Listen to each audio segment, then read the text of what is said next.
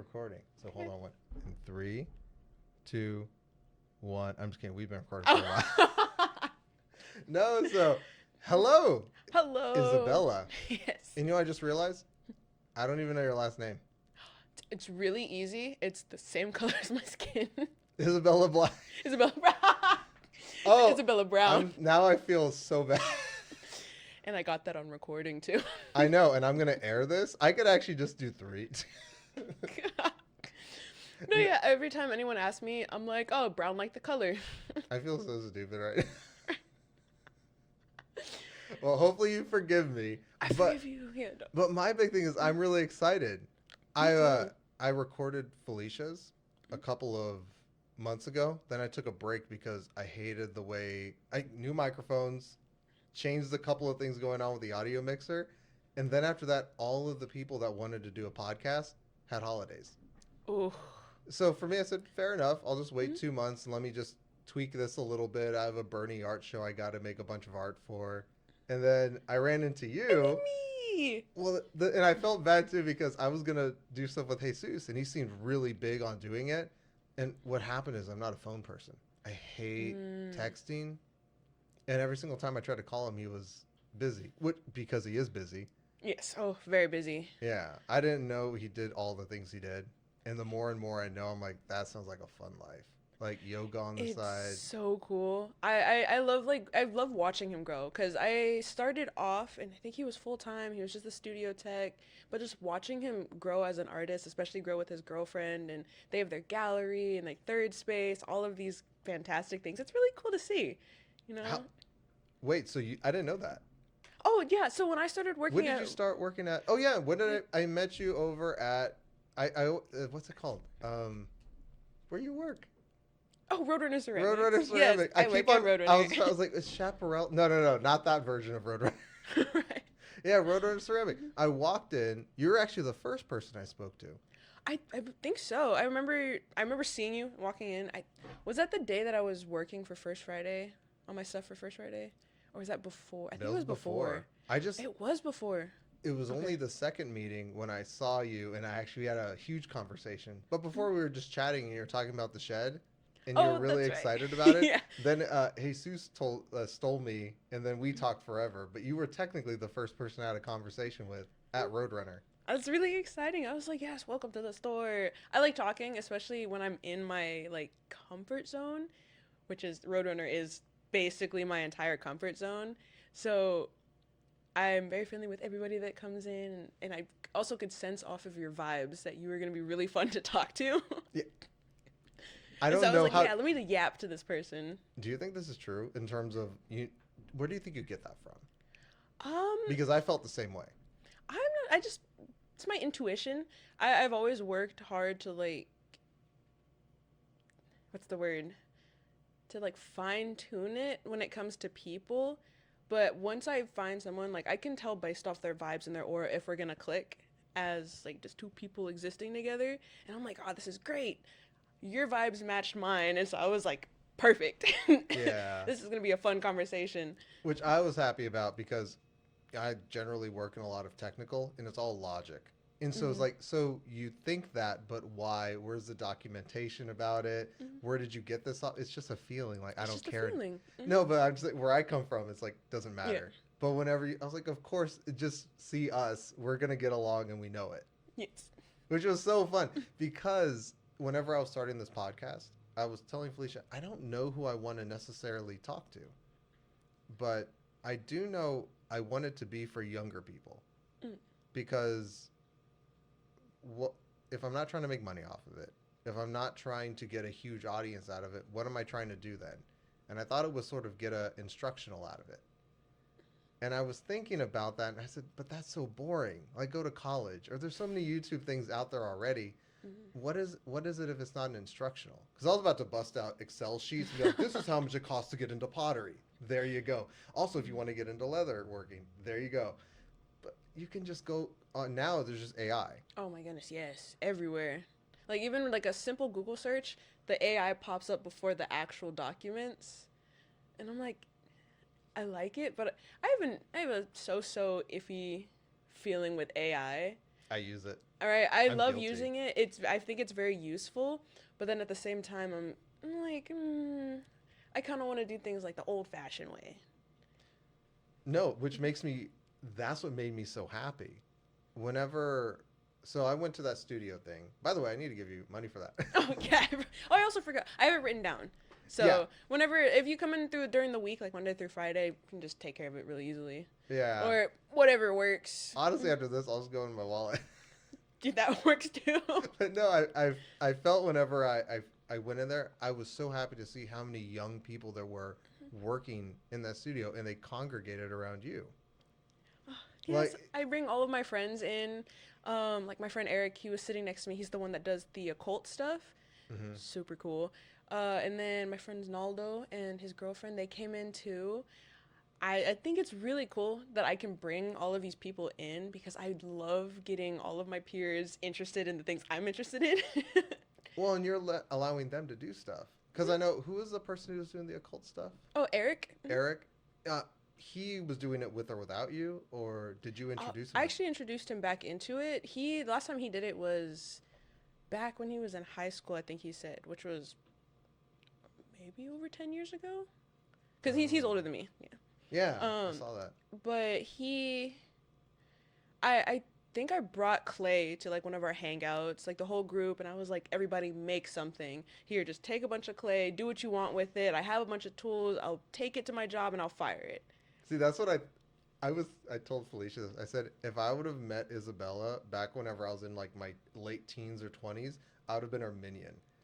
Because I know Probably. you're excited, but you would have told people what to do. And back then, I was Mhm. looking for someone to tell me what to do.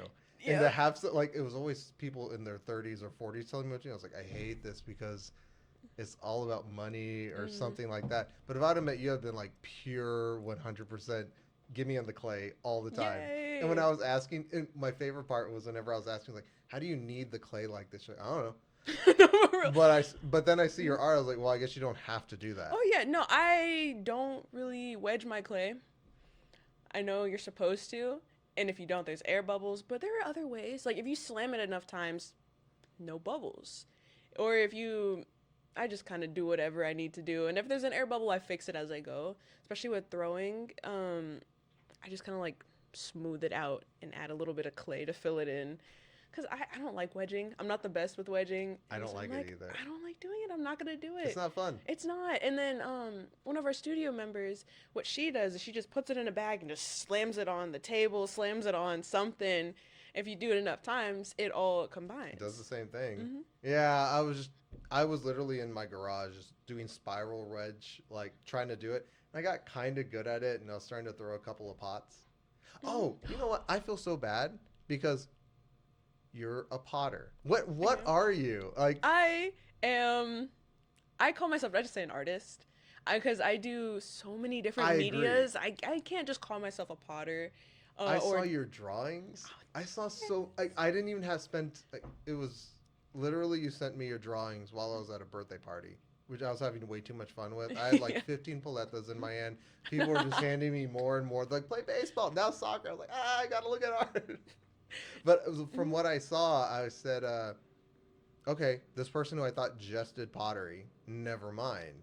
This person has fun. And I should have known this because just looking at you, you are art. Yes. Ah, thank you. You just Right. are. You are an expression of things, but it's in a way which, instead of you, like, you're so different whenever it comes to a lot of artists who first come here. Like when Felicia teaches art, she teaches people who are like, I have this expression or this vision in my head, but it's a logical vision. Yours, Mm. when I see your stuff, it's so emotional. And what I like about that is that instead of it being a selfish thing, we're like, this is who I am. Tell me who I am. Like this is like you need to tell me it like this. Yours instead of like figure it out. And I love Yeah. that about you. It's its own version of strength that I appreciate every time I went to a different city and met people like you. It was always these people who are like, this is me, but you have to have a conversation with me and you have to be the right person to figure me Mhm. out. No, yeah, that's a pretty accurate description of who I am. Yeah. I I use logic occasionally, but I I'm Yeah. more of an emotions person. You're like, I guess I'll wedge if I have. Oh, if I don't Right? have to, no. I'm not gonna. I don't have to. I like the logic. Yes, wedging is nice, but no, I don't want to, so I don't. And then I think it also shows a lot in my art just based off of the fact that I don't have a specific um, media of choice, and I don't have a specific style. Like there's an underlining, Underlying. underlying. Okay, I I was like, which one is it? I Under. like them all the way you said it, Right. but There isn't a specific like. you don't use logic. Remember? I don't see who needs logic with words. I just say things and I hope it sounds right. And it did. It was Yes. artistic. I don't have an underlying style, or I do have like an underlying style. I mean, but it's very different. I've been told that it's good. I'm starting my art career as like a student because I don't have like the constraints of society telling me you need to make money, you need to make things this way. If you're doing it this way, it needs to stick with this thing. Because I make whatever I want to make. When I sell, I make things that I like and hope that they sell out, that people will also like them, which most cases they do. Um, I just kind of go based on how I'm feeling. You're That's also water. changes. I am water. When I I'm when a I Pisces. I knew it. I knew it. I didn't even. I knew it. I was like, you are such a Pisces. I really just kind of go with whatever. Well, the thing about it is, most of the time when I meet, and like I've talked to a few artists, and I like them all in their certain ways. But whenever I meet someone like you, the reason why is because I mesh so well with you. Because whenever I see someone who is water, I'm like, oh my god, you're not a wall, and you're not like creating these giant boundaries around you because you just flow into wherever you want to, and then flow right back out. Yeah, You'll do it with a smile. I do. I'm very bubbly. I've been told that a lot. I love that 'Cause, like about you. even at Roadrunner, I'm normally always smiling. Anyone asks me for anything, I'm smiling. If I'm tired, I'm gonna be smiling and bouncing or making jokes or doing something that's silly. Cause I'm full of whimsy, is what I like to say. Yeah, well, yeah. It's full of whimsy, but there's something else I really like. So I get worried about your generation because I don't have enough. I have too much time on my hands. I should be doing more art. Instead, I just worry about people I don't need. I don't even know. I'm the same way. But when I do think about worrying about it, the reason why I come to that conclusion sometimes is because Felicia does teach students who are in high school. I don't know too many college, but the high school ones seem like they're a bit lost. Mm. And even right now, you were excited about doing a podcast with me. While I was thinking about that, I was like, I think you and me look at different podcasts. We must. Like what? Like I've asked my teenager students or Felicia's teenager students, and I'm like, I don't even know what this is. I can't like this is also like what even is a podcast at this point? But what you listen to must be completely different. I listen to a lot of true crime. Yes. I'm very into like the spooky and crime. I even do it at work. Um, I've had moments where I had to rush and pause what I was listening to because I was playing it out loud, and I have like a sweet little old lady walking by me, and I don't want her to walk by and hear like her legs were cut off, Into her five arms were cut pieces. off, and I was like, oh no, let me pause it real quick because Yeah. I for that one I'm more into the psychology aspect of it. Like I love listening to things and being like, okay, maybe it's because of this, this, and this. That's when my logic starts to come in with like figuring out those little puzzle pieces because I love puzzles. Does that turn you into a paranoid person? I don't think it. I feel like it does. To an extent, I would say yes. So why do you do it to yourself? Because it's just Has it's to an anyone extent. been doing bad stuff to you to the point where like I need? Sorry, you don't have to answer No, you're that. good. I was like, actually, hold on, no, don't answer. but but no, it's just I hear all that stuff about, and that is not. Felicia's my wife's the only person I've ever met who like I've dated or anything where she she just listens to cute things. I love that. When I come home, it's lo-fi kitty cat coffee music, 5 hours, and it's just this cat sipping tea or on a lily pad floating with a tea. I was like, okay, like I'm more than happy with this. Thank you so much. Oh, did I move this? There you go. I was like, oh yeah, we are doing this. I know I keep forgetting it's there, and then like every once in a while I'll remember, and I'll be like, No, I moved like this, and then I was like, oh yeah, that's what we're doing. oh my gosh, I love like that talking to people. You forget everything that's around you. At least that's how I am. I can get so absorbed into a conversation that whatever is like outside or around me, not there. It's my medicine. No, in fact, my medicine is actually speaking to people like you and Jesus and Beth. Oh, I I love Beth. I love She Beth. is I I she thought she is hated so me. sweet. She's so sweet. And also I love when she brings pastries. Shout out to Beth and her pastries. I don't even know about that yet. But you know what I They're so love? good. By the way, what really warmed my heart when I was over there, and like you were just saying hi to Roman, and then you kept doing your stuff, and you were hanging out with your crowd. But you spent time to show me some art and bring stuff over. But everyone over there, I felt so good. And in fact, Mm. I forgot who it was. There's Beth, Becca, and who was the person who was doing that big pot over to the side? Oh, that's Beverly. Beverly. Mm. She came up to me. She said, "So are you gonna keep coming back?" And I told her. I remember I was telling her. Maybe hopefully it's not all in my head. I said, "Well, I need to ask my wife. Like, we need to talk." And she's like, "Oh, good man." But she's like, "Good." And I was like, and actually, I got into the car and Felicia went. I told Felicia, "Hey, do you want to go back?" She's like, what are you Yeah. doing? Like, of course we're going back. So actually, I was gonna do the full month. I was gonna do maybe a day, but Yay! nope, we're Full in. month. Plus, you get a free firing. You get free bisque and free glaze firing, and you get a locker to store your stuff in. Oh, So really? I think the month is like the best one to do. Yeah. I love the monthly, and I love everyone there. I was about to say it's. I'm doing it because I want to keep hanging out with these Mm. people and supporting this area. The social aspect of it is fantastic. I like everyone is so sweet. I've watched Kathy teach maybe like 5 or 6 people how to do a teapot, and she did it over the course of a couple days, and they kept coming back just to learn how to do that. And I Yeah. was like, this is great. Everyone is so friendly, so helpful, willing to teach, willing to just like sit down and have a conversation. And People share snacks, and it's great. I and, love and it. I was like, why? Because pottery is one of the hardest things. It is. It is.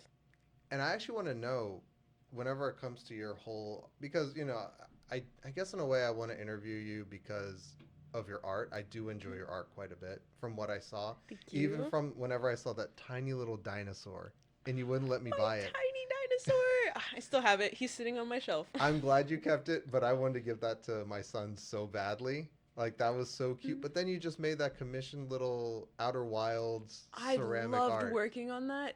It was a little difficult. There I were could some tell. aspects where I was like, how am I going to attach this? How am I going to make this three-dimensional? Here's a campfire and a Hmm. rocket ship Right. and It's so cool. At first, I was going to do like just a triangle and like maybe paint it, add some 3D aspects, but I was like, no.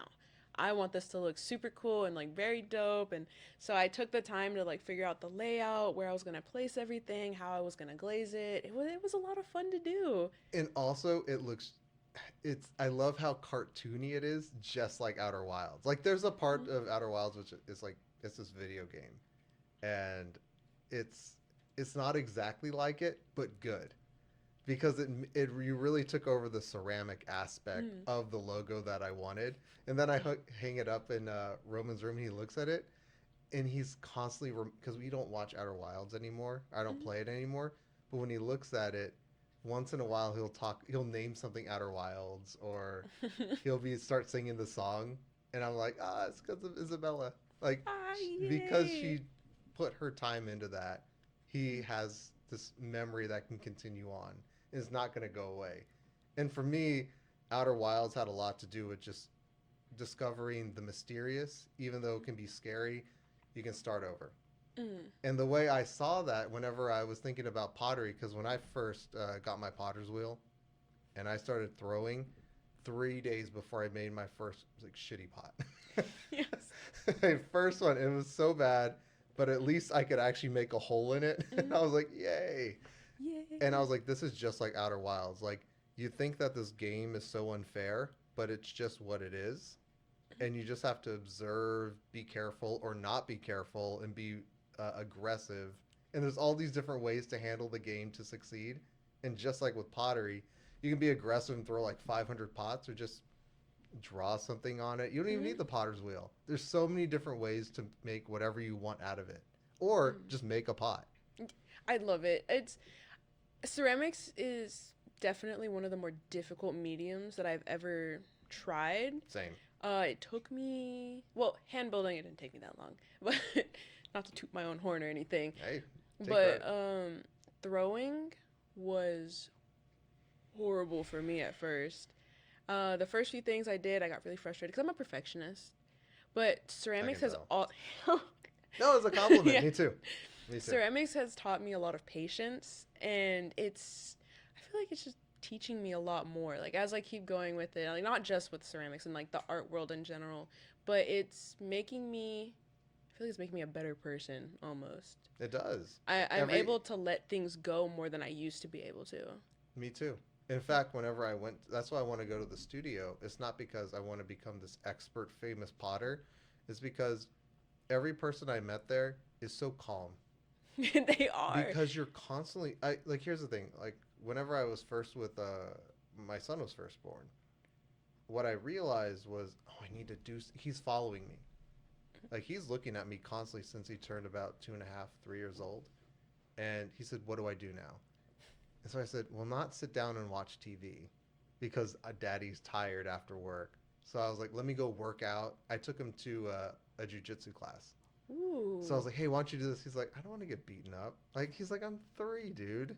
Like wait until I'm 7 or 8 and have a little bit of muscle under me." And also, this one was a little bit serious. I enjoyed what they were doing, but he was too young. So I Yes. was like, "What can I do to show him to fail at doing stuff?" So pottery was Mhm. perfect. And Pottery's like the best for that. yeah, and actually he's becoming more calm and he got good at so many other things after pottery. That's good. So Yay. he actually made me leather bracelets. So he Wow. actually can hold a hammer and this, but he started off with pots. So the idea of bringing him over to Roadrunner Ceramics and just immersing himself around these people doing difficult things and making something cool out of it. And hopefully watching people break stuff and I think their attitude's going to be okay. Yeah, I've noticed that too. When I first started, I did not like seeing people break things. Or like Jesus, he would throw his pots around, and I'm just like, "What if you drop it? What if you break it?" He's like, "That's exactly what he does. He doesn't really say anything. He just goes, 'Oh well,'" and I'm like, "Oh my goodness." And you've done actually, first thing I want to know about is like how'd you start off with your art mediums? Again, I agree that you're an artist, but what did you first start with? And I then when you went to think. Sorry, I didn't mean to cut you off. go ahead. No, my first one probably would have just been drawing. I did a lot of like I started when I was little. I was drawing on everything, doodling everything, copying my favorite characters, making little anime characters, things Which like one? that. Oh my goodness, like so middle school, I was doing like a lot of Black Butler characters. I have so many drawings of Sebastian. Nice. I did Sailor Moon. I used to draw me as a Sailor Moon character with like this bright, fiery red hair. I was told my mom that I was gonna have cherry red hair when I got older. Now I have purple, almost It's red, close. It's close enough. close. You mix some Spectrum. colors, Okay, it's a little far away still. right? But I mean, like you use red to make purple, red So and blue. I So don't know how it works. I actually have a portable color wheel whenever I'm doing airbrushing. I still don't know. I should know. it's very helpful though. I still have one too, cause I color theory is hard. Color theory doesn't make sense to me. I've never taken a color theory class. I have to. It's part of my major and my requirement. So Yeah, speaking of which, you're going to college oh yes, for art. I am. Oh, my major is actually in ceramics now. Yeah, you started off with Just it was bachelor's of fine arts. yeah. So just like general everything, and then I was gonna get a teaching certificate with it. I'm going to teach it. But I do want to teach. Oh, you do. I'm still gonna teach. I just might do my teaching certificate after college. Haven't decided how that's gonna go yet. I just know that my Are you main. scared about this whole after college thing? I I am. specifically I'd like to ask you because of the people that I've met around your age, you seem like an outside perspective. Mhm. You're going to make it. Because Thank you. meaning that you have all the building blocks. Like you're right now working professionally in an art place, you're closing up during the weekends, you're doing all sorts of art. You're not just at home like trying to make the perfect pot. Mhm. You have a culture of groups that you're working with. You're doing First Fridays. First Fridays, second Saturdays. you're not just trying to get a high GPA. You're like, hey, I want to live this. This is it. Almost seems like college truly this is what I think it should be. It's a supplement to what you're already doing. Mhm. And do you think I'm right? But I you're worried. feel that way. I am just I'm not very good with the unknown. I've gotten better, definitely, like since being in ceramics and also just reaching a lot of milestones in my adulting life. It's helped provide comfort that it's okay to not know because I didn't know I was going to get my license, but I got my license late, but I got it. We have a new car. That was very surprising. The house that we live in now, I never thought we'd live in a house. We bounced around from apartment to apartment.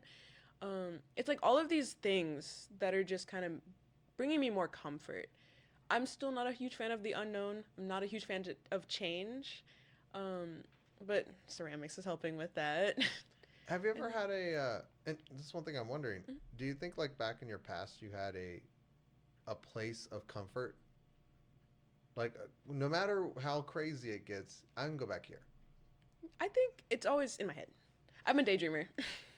I love daydreaming, and a lot of the times I use my art as a way to get to that safe space in my head.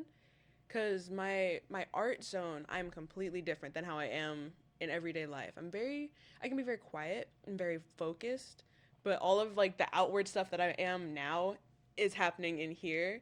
But And I'm you're just trying to kind of, figure out outside.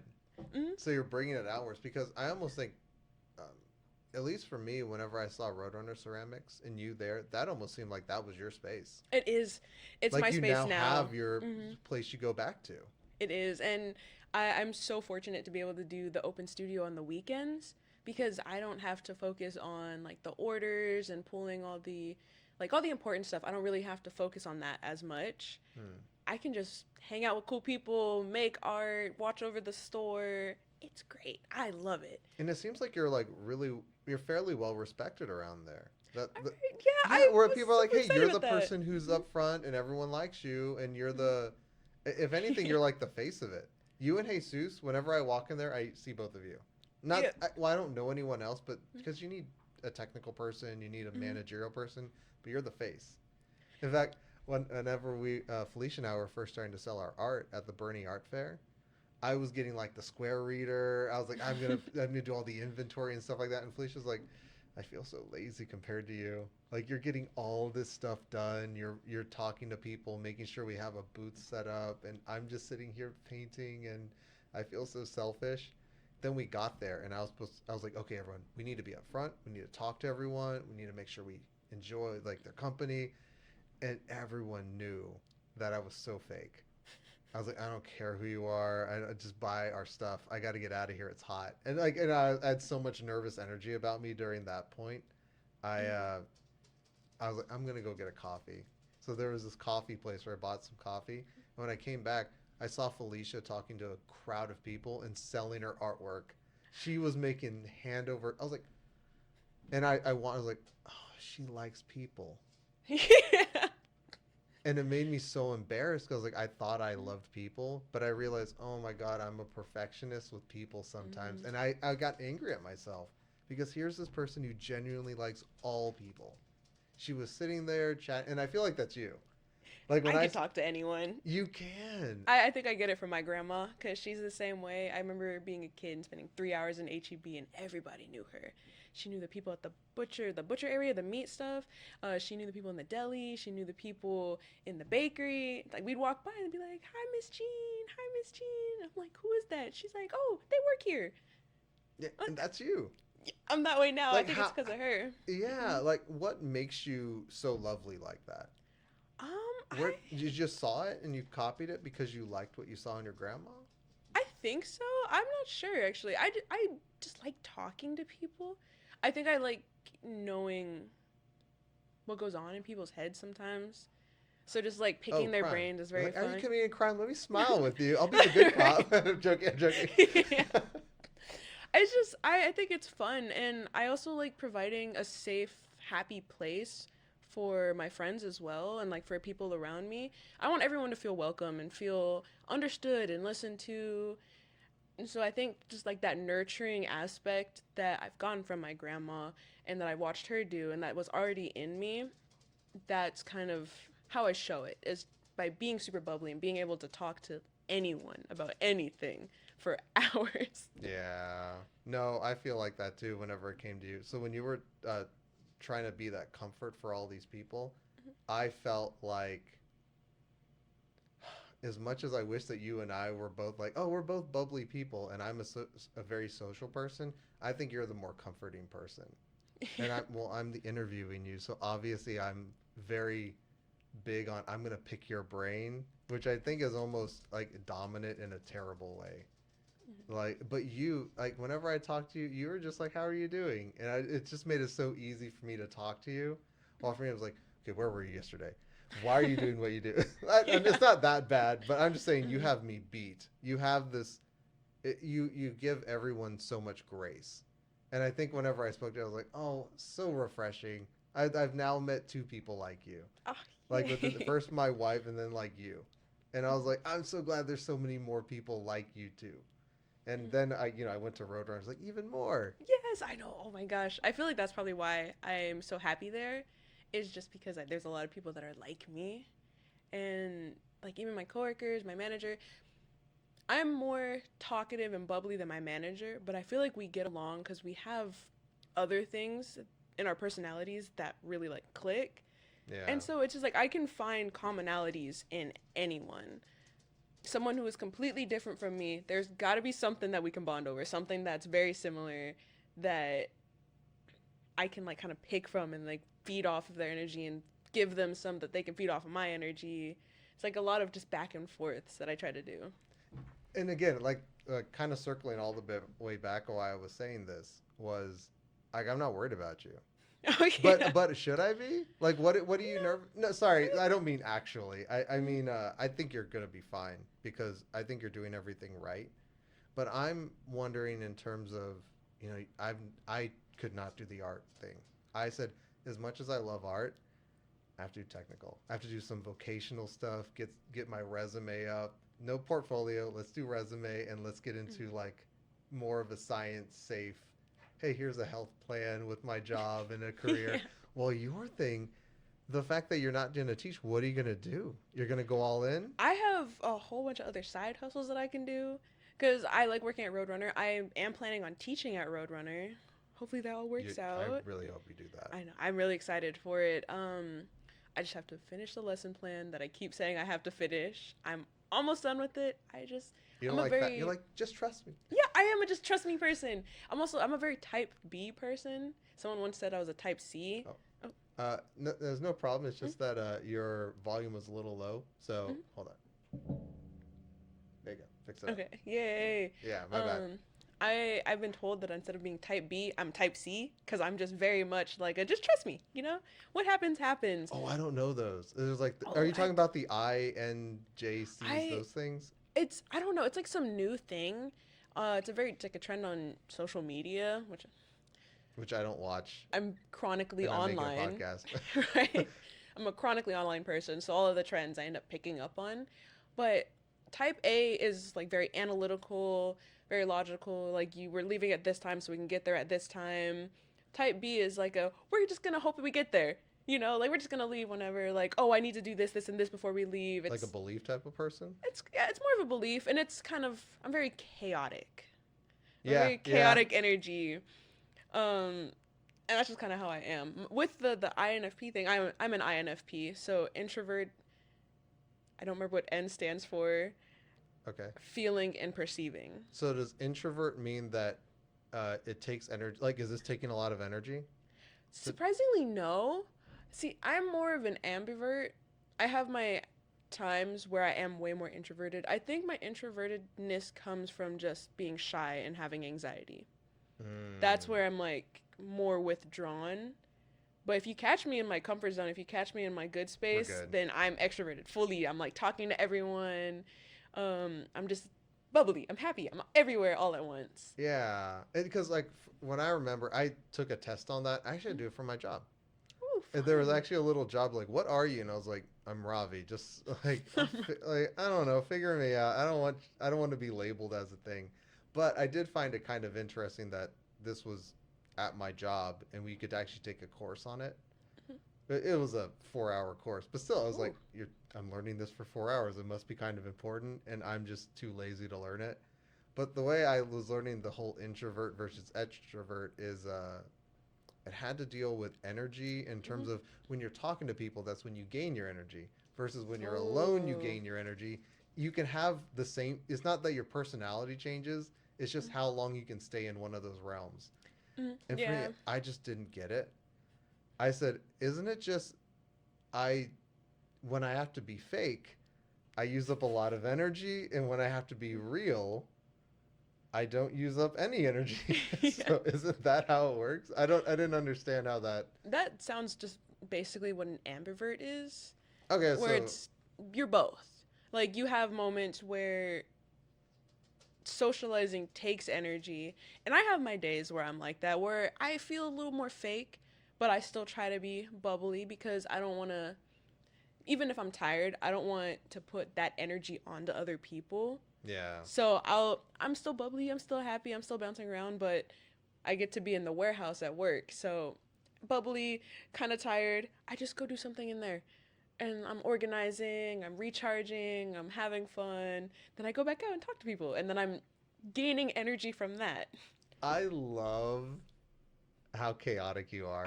No, I'm so happy right now. You don't understand. I hate order, and the fact that I'm with you right now is that this is why I love how chaotic you are. Something will get done because tell me if I'm right about this. And hopefully I didn't ignore you with this. It's just that I had to tell you something which I enjoy so much about you, even more because we've had what, 4 conversations? Oh yeah, we've only had four. Only 4, and I feel like I know you so well. But then this 5th conversation, I know you so much more, which is you care more about what other people need than like you do. So like you Yeah. do, and I'm just like, oh, like you're one of the good ones. You just have to protect because Mhm. you're so vital in keeping a community alive. I've always been like that. Like, I can think about times from high school. Oh my gosh, this one time in particular, I saw this one girl. She just kind of looked very uncomfortable. She was alone. She didn't really have anyone around her. And like, I noticed a group of guys were being teenage boys. And so I walk over, I just pulled her in our group because I like being nurturing. I like giving people safe spaces. It's what makes me feel happy is being able to make other people feel happy. And that's what I like about your art too. Because when I was seeing your drawings, I Mm-hmm. briefly saw them, but I saw that there was almost an anger towards them because of the level of precision you had to go through. Mm-hmm. Like I think there was this one. It was like a glass or a vase or a vase, and it was like a curtain or something. I briefly saw it. Oh, that one. Is that the one where it was like kind of gestural, and there was like one spot where it was super Yep. focused? That one. I was actually for a class assignment. Did you hate doing that? Um, It seemed like there was so much pressure put under it, and that did not seem like a piece of art that you would naturally do at all. I think that it did feel kind of pressurized. That class, I love that professor. He honestly has been one of my favorite professors I've ever had, but Yeah. he is very, very tough. He's a very tough grader. He's very strict. He wants us to be professional level, He got you out of your and comfort zone he for sure. definitely did. Oh my goodness, I am a better drawer. I'm better Yes, at yes. drawing because of his class. Because he really pushed me out of my comfort zone, made me try new things, made me realize like my full potential kind of thing. And he was one of two professors that I had at SAC. For the Yeah. 3 years I was there, those were the only two art professors I had. And they were both so different. Cause like my one of my professors, he's kind of like how we are. He's very talkative, very like friendly, very nurturing kind of energies, very like do what you want, like chaos invited with a little bit of structure because Yeah. obviously it's a class. And then my other professor is very it's very I don't know the word. I can Analytical? He's very analytical. I Hmm. feel like yes. Yes, actually analytical is very good. Um Yeah, actually, if you look at the 2 blackboards, this one's mine, and that's Felicia's, and it's all circles and everything, and it's right. funny. And then you see mine, and I'm obviously I wish I would have gotten your professor because my I cannot draw well with my hands, because as soon as I got to the point where like let's take this seriously, a computer was given to me, and I was like, easy Mm. straight lines now. I don't need that anymore. But now that I'm doing like small little blueprints for tables or chicken coops or stuff like that, and I draw it on there, I'm like, I'm so bad at this. Oops. Sorry, I didn't know my phone was there. It's okay. But yeah, I was. No, like it's so good that you got pushed in your comfort zone. But whenever I see what was that one melted guy, that melted creature you've made? Is it the one that was hanging up? No, it No. just looks like it's like it has all these. Oh, my Squonk! I love Oh, that's Squonk. my baby. I called him Beautiful Boy. He is a cryptid native to like Pennsylvania. I'm Oh, pretty sure so it's this is Pennsylvania. actually from. This is a real thing. Yes, this was from our most recent gallery. We did cryptids and creatures. We could bring Gotcha. like anything in that was like cryptid themed, creature themed, monster. It was very Halloween. I loved that assignment. That one was my favorite. I absolutely love Squonk. He is such a sad little boy. But there's something about the fact that you made that and you love him. I love him. Why does that come? Because it's so well made, or because? Oh, I just love the Squonk in general, like the creature. Oh, tell me about him. His story is that he's this little pig-like creature, no fur, no hair, just wrinkles and warts, and he thinks that he's so ugly and he's so ashamed of his appearance that all he does is hide in dense forests and deep dark caves. And then if you were to ever find him, he would melt into a puddle of tears. He just spends his time crying and hiding. And Is I that think the that's nurturing I was gonna say you? I think that's the nurturing in me where I'm just like I want to find him and just protect him and hold him and tell him that he's beautiful because he's not ugly. He's just a little guy. He Yeah, looks he's different. unique. He's He's unique. so unique. Hmm. Whenever I saw the way you did, I was like, it is so much chaos. Like there's a chaos to the what you're trying to make, but because of that, there was so much attention to detail on every single part. I love your Squonk so much. Thank you. I I love know. like of all the things I've currently seen. Is that your latest thing you've That made? actually is. Beautiful, Thank you. absolutely beautiful. I'm gonna make another one because he originally was supposed to be a water fountain, so then he could have his little tears and he could cry. Um, but I procrastinated and wasn't able to finish the full vision. So he is very chaotic, actually. His whole journey of being made is chaotic. I started with one clay body, hated it, destroyed it. Started with a new one, better. And all of his wrinkles were just placed wherever. I didn't really think about the analytical side of like gravity and how it would pull down. I was like, that looks right. Okay, next one. Ooh, maybe just now that looks right. I just did that until he was done. He hasn't been fired yet, actually. So he's sitting in a damp box. Like he should be. As he should. Oh, like he is. Yes, Like he's he in a should damp be right box. now. Yeah, he's just my sweet boy. I called him beautiful boy, and I made sure that he was displayed. I tried to make him displayed as front and center as possible, Yeah. so everyone would see my beautiful son. You know. I'm gonna go and say, please. I don't even know. It must be finished because you need to fire it. I don't even know if you should color it.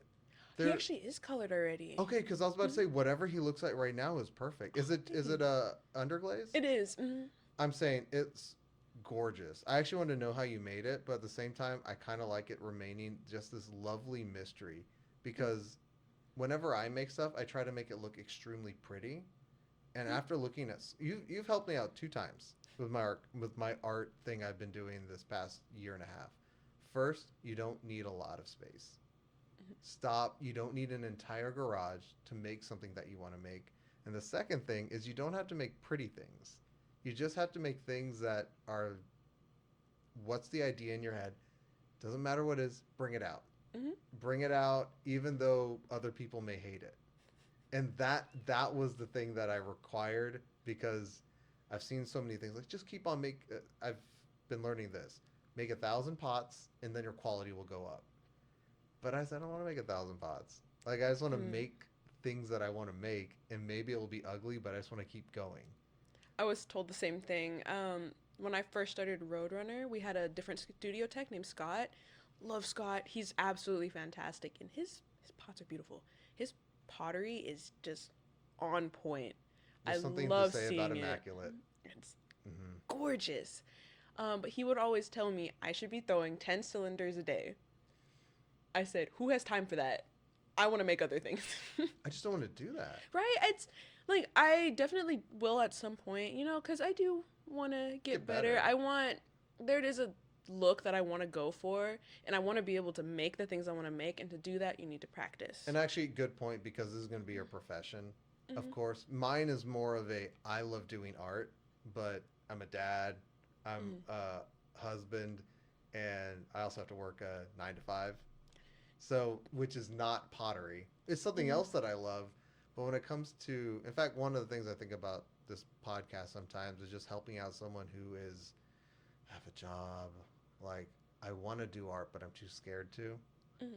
because I feel like there's that fear of failure thing. Yeah. It took me a while to really think about it. In fact, I was listening to a comedian. Man, I forgot his name. He was talking about how you need to fail. Like go up on there, you're afraid to do it, and you're gonna bomb so many times. But then you'll get that laugh, that crowd cheer one day, and it'll be all worth it. And I feel like with art though, that's like a very private way to do it. It is. When you sit Um, there and you can mm, quietly bomb, and then and finally nobody you will can know. cheer in your head. Mhm. Oh, go ahead. That's I was like that nobody will know when you fail. That's one thing that kind of got me is I don't like failing in front of people. Most often I won't do something in front of people if I know that I've never done it before and there's a possibility I'll fail. I've yet to see you make a pot or make anything yet. No, a lot of people haven't seen me throw. You're a private person. I just do it quick, you know, like when I'll use my break and I'll throw really quickly and then I'll clean up and I was never there. Like, ooh, ghost. Yeah, but I feel like why are you quick? Like there's plenty of time, and I'm like, you don't like doing art in front of people. That's what I I thought. don't. I wasn't sure. I do tend to keep my art very private. Like even if I'm working in the studio, I'm kind of in my own little space. Or if most of the time I spend a lot of my time at work in that back sculpture room. Have I shown you that room? No, I really want to see it. I'll show you next time you're there, cause Thank you. I'm sorry, the dog. I thought it was my cat for a Oh, second. I'm so comfortable. I'm like I'm at home right you can now. play with them. Right? I They're don't know where they're you therapy went. dogs, They're honestly. so cute. I love them. But that sculpture room, I love that room because I can lock in and focus there when I need to, or the few people that come in, I can still socialize with them, but I have my own little space. I don't really like failing in front of people, but I'm trying to get out of my comfort zone with that because it's okay to fail. It's okay to show other people that you failed. Yeah. Which what's helping me with that is roller skating because I'll try a trick at the rink, I'll fail, someone will skate up and be like, "Hey, let me help you out with that. That looked really cool, but this is a way that could help you do it." Yeah. Um, and then with just roller skating in general, you have to be okay with failing. It's like ceramics. Same with fighting too. Yes. Like Oh actually, yeah. it's one of those things where it's humiliating, but at the same time, it Hmm. is sort of this place where like, hey, we're all fighting each other. We all have an Hmm. agreement. The art part, I think one thing that's scary about that, because I'm like you actually, because before Roman, I'd be in the garage for 4 or 5 hours, and Felicia would come in, and I'd be like, hold on, wait. Like I'll Hmm. be outside in a bit, and I'd like wrap up and everything. But then once I became a dad, I said, oh no, he has to watch me. That Yeah. was a nightmare to get over. I did it in Hmm. about a week. Oh, nice. It was I, It's I a very literally had to slow rewire process. my Hmm. brain, and I told Felicia, Felicia's like, you did that pretty quick. Like, how'd you? I was like, I think I put a neuron in front of everything, which is do the opposite of everything the neurons behind you are telling you to do, and then it worked. Right. One thing that I recently learned that kind of helps with that is this podcast that's a podcast that my mom's listening to. Or maybe it's an audiobook. I don't remember. It's got a But voice in it. either way, someone's talking about something. And what she said, which actually I was being kind of like an angsty young adult, where like, I'm not going to do that. But I ended up doing it, is just count down like five, four, three, two, one, and then just say you're going to do it. Or say what you're going to do and do it. I don't know what it is about that, but it's been helping. It helps you. I think it makes it easier to rewrite those neural pathways because once you get into the habit of doing something, it's almost like you're in a jungle with a machete and that's the path that you cut. It's been walked so many times that the grass doesn't grow there, the plants don't grow there. It's already there. Rewriting a new pathway is like you have a spoon and there's vines and bushes and sharp sticks. Well, that's what I no, I agree. It's like Mhm. I'd been using a machete and I made it through to the other side, but not machete's now a spoon or a butter Mhm. knife because it was used too much. And I was like, you want to walk back there and now go Mhm. this way? Yeah, it's really difficult, but I've the 5 4 3 2 1 thing has been helping a lot. I wish I would have talked to your mom about that before or talked to you Mhm. about it because you know what I had to do? Do you know when you first take a shower, you Mhm. turn it on and then you stay and you wait for the water to get warm? Mhm. I just put it right there, kept it on cold, and turned it on. Oh. That was me every morning. So I was like, I can't afford a cold plunge.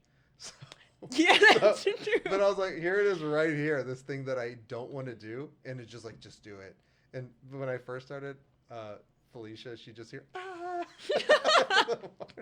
Now I just do it, and Felicia forgets I do it. Sometimes she just walks. She's like, "What are you?" I was like, "This is what I do now." And it's just like, oh, okay, like deal with the worst part of life in the very Mhm. beginning, and now if something bad, whatever, or Yeah, I it's don't want to do it, mm, who cares? It actually made it easier to do art. I need to try that. I feel like cuz that plus the 5 4 3 2 1 might help me out. I I think think that'd be good for kids. it would be. See, I want to I want to teach teach Roman that. I want to teach kids. And I also I You'd be really so good like with kids. talking to you and Felicia because your y'all's parenting style is exactly what I want to do for my kids in the future. Oh, thank you. Like What watching did we her do, I or don't what do we it's do? just the way that you guys interact with your son is I don't know, it's just it's what how I see myself acting with my kids in the future. Not even just my kids, but like the kids that I'm going to be teaching. It's Hmm. very nurturing but still firm. That helps Yeah. like kind of guide them. It gives them the space to learn on their own and to like experience on their own, but also guides them. I don't know how to explain it other than it's exactly what I want to do in the future. Well, I'll tell you some. If you want to, I can tell you a little Mm-hmm. bit about because I started off being knowing I was going to be a bad father. I actually knew it because I was like, oh no, like I'm going to continue on this cycle, and because I know nothing else. Mm. So that's why I really started thinking about it because once I saw that Felicia was pregnant and she had this big belly and she was taking, and I saw him kick. I said, I want this child, but I didn't know. And then when I first saw him and he was in my arms, um, they was suddenly taken away from me. Like I held him. I was there. I was actually just like 5, 4, or 10, 9, 8, all the way, and there he was, and he breathed, and he starts. He start. I didn't know this, but kids start out pale, and then he breathed, and it just he came to life. I saw him his first breath. There it was. The color came in and everything, and he didn't cry. He went, and he opened his eyes a little bit, and then he closed them back again. Then I don't know how my wife did it. She grabbed him, and it looked like she was in zero pain. And I was like, "Were you in zero pain?" She's like, "Yeah, I had my baby." And she did this, and then suddenly I like cut the cord. But then at the end of that, I wasn't in love with him yet. I don't know how to explain like love very much, Mm-hmm. but I was so just I'm an observer of this profound thing, and I'm trying to piece it together. But I didn't really feel love at that point. But then what happened is that the doctor took him and put him underneath this like taquito warmer. Like it's all these bright lights that go on, and suddenly he starts crying. And I was like, yeah, because all these bright lights are hitting him. He's like, so many sensations in this heat. And they just start jabbing him with needle after needle. And my wife's screaming here, my son's here, and I'm so sad. But I'm literally impotent. I can't do anything because I don't have any expertise here, and I'm so confused. And I've been this awake for about 34 hours, and I'm just gonna sit here and I'm just gonna watch. That's the best I can do right now. And I hated it, but I was like, just this is what you're gonna do. And I saw him crying and crying while all these needles are going in him, and he's baking in this ready easy bake oven. And it's like now it's funny, and I'm trying to make it funny, but he I saw it. There's this one big needle. I didn't know that they get put this one big needle in you when you're first born, but it's like a screwdriver. It's basically Ooh. giant, and they just go deeper and deeper into your thigh. And I watched him going crying like eh. And then what happens? It went so deep. He opened his eyes a little bit. Instead of crying, he did this, and he went, And he just, and I saw that, and that's when I fell in love with him. And that's actually the first time I realized what love was. Is I thought love was like you're hot or like, oh my God, I can't stop thinking about you. Then for me, it switched to it's an opportunity to transcend yourself because you saw something that you can't unsee it now. And what I saw him doing, minute 3 of being alive, is coping beautifully. This world, as soon as you get into it, is pain. Mm. And he just did it. Gritted his teeth. I want to be alive. And then but then I fell in love with it, but I didn't understand it, but I understood that part. But then after that, I took Roman home with, and I put him upstairs in their bed, and I made them some little like roast beef, and I fed it to them, and they had a great time and stuff like that. And then she went to sleep. I couldn't go to bed, and I just sat down on that couch over there, and I just thought for 2 days. I mean, I would help them out, Mm. and I just thought for 2 days, and I said, "But why? Why would he cope? Like he hasn't had his first kiss. No one's told him they love him yet. He hasn't felt love yet. I mean, I guess he got held. He held for like a nanosecond. Maybe that's enough. I don't know. He hasn't graduated college. He hasn't gotten his first A. He didn't get his first promotion or raise. Didn't win the lottery. Like, why would you cope? There's no reason. So why did he do it? Why do we all do it? At minute 2 of our lives, what did we forget? And I was like, you're breathing. We always like hear about it, like in jujitsu, breathe this way. I like shooting pistols. My was taking me pistol shooting since I was 8, and he was like, breathe. You have to concentrate on the breathing. When you're drawing, make sure you know your breath whenever you're going. You have to be steady. Even pottery, like really sink down and make sure you have your diet. Why is it all about the breath? And I was like, that's the most beautiful part of life. It controls everything. And he loved breathing. That must have been it. So ever since then, that broke the cycle for me. I said, there it is. Thank you so much. Now I know what I fell in love with. You made me fall in love with breathing again because you did that so well. And ever since, he's forgotten it. That's the weird thing. He's like, now, like, why don't I have my popsicle? I want my icy. Wah. But when he was like, we forget things. And that was my first time realizing that we forgot things. And so when I parent, it's all about reminding him how important it is that he's breathing and being thankful for that. So, spanking doesn't get into that picture. Mm-hmm. Why? What does that do? Hey, breathe better. Like, no, you're breathing terribly now. What I do is I'm just like, hey, let's calm down. Let's meditate. Like, let me have a conversation with you. Oh, I'm not talking to you, so now your breath is becoming rugged. It's all about making sure his breath is regulated because that's the point. I may be wrong. I don't No, know. I love that. That's so beautiful. Like I don't know. I'm like in awe right now because that is you took. I am not good with words. I'm not a words Yeah, you person. are. Well, I'm so happy talking to you. right. I'm better with feelings than I Mm. am with like actual words. Like I can think about words and stuff, but I think in like feelings, in pictures, in colors, in sounds, things like that, all abstract. So like you just took everything that I have thought about when I think about parenting and put it into the words, and you also added like so much like emotion to it. That was I loved hearing that. Like I was like, I'm gonna sit here and just watch. I'm just gonna sit here and listen. Now I feel bad. This is your podcast. No, but This is gonna be to I you. love that. Let me talk more about me. Right? No. No, that was absolutely beautiful because you took what it felt like it was not combined efforts, but you took what I was feeling and thinking and put it into the words for me.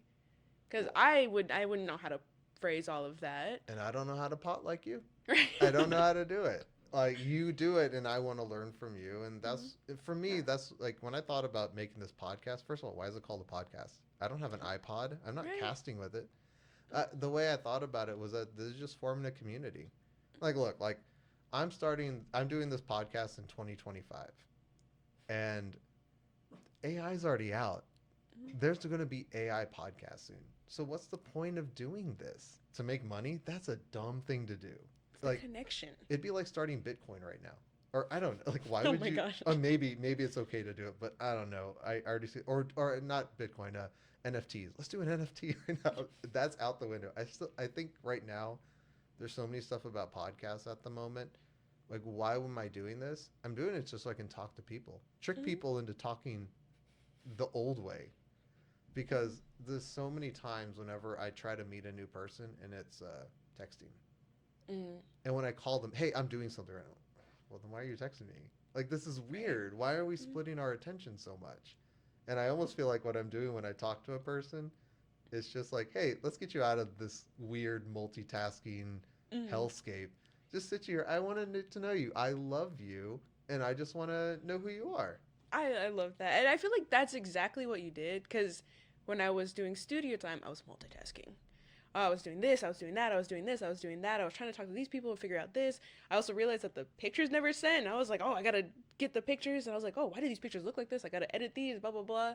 But now I'm like, I love talking. I like face to face conversations. I'm a horrible texter. You can Me ask too. anybody I know. Um, I'll text consistently for like 10 minutes to an hour and then I'm gone. I'm not the best with texting, but face to face, I love Beautiful. interacting. It's amazing. And then even if I am in person with someone but we're not talking, I love that too because the connection is still there. We're in our own areas doing two different things, but we're still together. And Yeah. I like that togetherness that it brings. Yeah, and I'm wondering because my thing I think you are good at or you're going to be good at are sales. Mhm. Are you amazing? I I feel like you're good at it because you've been doing First Fridays, right? I'm not the best with sales, but I Why? feel like I'm pretty good at it. I still get a little multitasky running around. I'm not super focused, but I like doing sales with my friends because we all have, it's the three of us, we all have different energies, but combined, it's amazing. It's You perfect. It make it works out work. fantastic. So you have a good group of people that you can do Hmm. this with. Yeah, we have our little gallery group that it's really big. We have quite a few people in our chat. And we post like, "Hey, we're gonna do this gallery. Everyone apply." Ooh, I have to apply to one. Okay, I have to do that when I get home. Multitasking's coming in. Oh, multitask. Yeah, that's where that's coming in. But and then we have our smaller group where it's the vendors, the people that like we sell together. And like even when we do First Friday with like the whole group, everyone who's at the show can vend. Or if you want to like, I tell my friends all the time, give me things, I'll put it on my table and sell it for you. You know, I'm gonna hype it up. I'm gonna be like, ooh, look at this cool thing right here. You should buy it. But I think what helps me is how easy I can connect with people. I can find the smallest thing and be like, oh my gosh, we're similar because of this thing. And then that leads to conversations. You know, sometimes people don't want to talk. There's one person that I've met recently and I found a commonality and I was like, oh my gosh, I remember you because we have this thing in common. And they're like, yeah, that's cool. And then left. And I was like, I okay, know. yeah. That part of you where you Mm, realize you're just talking to someone and it's about them. mm. And that's why I'm bad at sales. Is because Yeah. I'm like, hey, we're talking. Let's just talk for a while. But then Felicia's really good at, hey, you're doing something that's not me, and now I've suddenly entered into your dream, like your reality, Mm. and I'm not the main spotlight of it. And she knows beautifully how to be this background character for them. And Mm. for some reason, that turns into so many sales. I It does. yeah. Because No, you I have the do the same. same way. I'm the same way. Even like without like the sales part, like even just in my life, I'm really good at maneuvering like when to be background, when to be like side character, when to be main character. Yeah. I feel like I can pick up on the energy shifts with those things. Hmm. And then taking that and putting it with the sales, it helps a lot. Yeah. It helps so much. Just kind of knowing when to be in which position. Yeah. Mm. And I feel like whenever it comes, like I'm bad at it, by the way. I've been doing all the technical stuff. Like the way I've been pricing stuff is price per square inch for paintings. Or then with pottery, like how do you do that? I'm like, oh, price per like cubic. inch, Hmm. and but it doesn't translate well because after a certain amount of time, you're like, wait, I need to get all the items in. And then there's a certain part for me which we've actually decided we're not trying to make money off of this. We're just trying to supplement it back so we can keep doing art.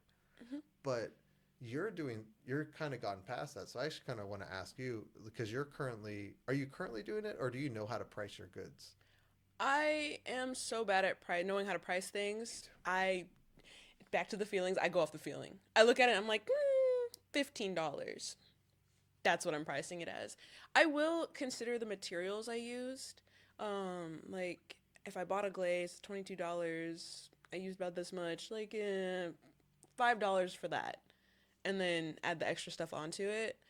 But my pricing varies very, very often. Yeah. It changes a lot, even from market to market. Like one market, I might sell something for $20. The next market, I'm like, this might be worth more, or it might be worth less. So I change it up, and then even throughout the market, I might start with something at $20, and then kind of mixing it in with like a sales pitch to get more things sold. I'll be like, oh, $15 if you get a sticker. Mm. Or like if you buy this thing, you can get these things, which I learned that from my friend, like my friend Chris. I love vending with him. He's amazing. He's really good at marketing. That's great. Like he is amazing. It's honestly like sometimes I just let him do it.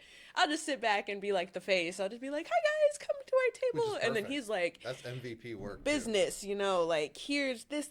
If you buy one of these ceramic things, you can get up to 5 of these things for $1 each." Yeah. And then I feel that's why I like vending with my friends, like with Chris and Naldo. The dynamic is The important. dynamic it's fantastic. First of all, I love the dynamic between us, and it's just really silly and fun. And I don't really sell necessarily to make a bunch of money to be rich, because I Yeah. know as an artist that's probably not really gonna happen. You'd be surprised You almost. know? Like so Well, I feel like yeah. actually a lot of it has to just deal with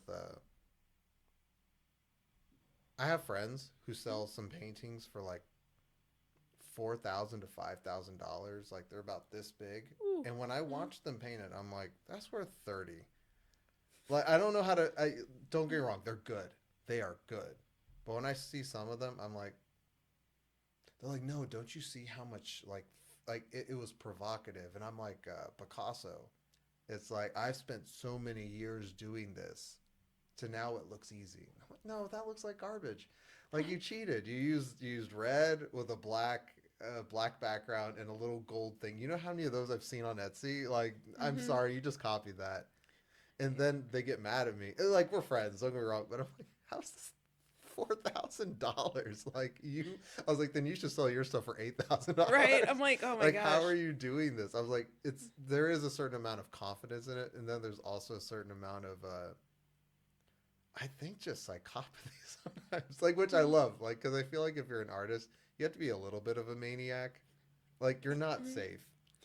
Yeah. Like good. Like that's me too. When I'm doing art, I'm like, what am I doing with my life? I'm turning a birdhouse gourd into a drinking gourd. This is so dumb, but I'm doing it, and then I Mhm. make it, and they're like, I want 5 of them.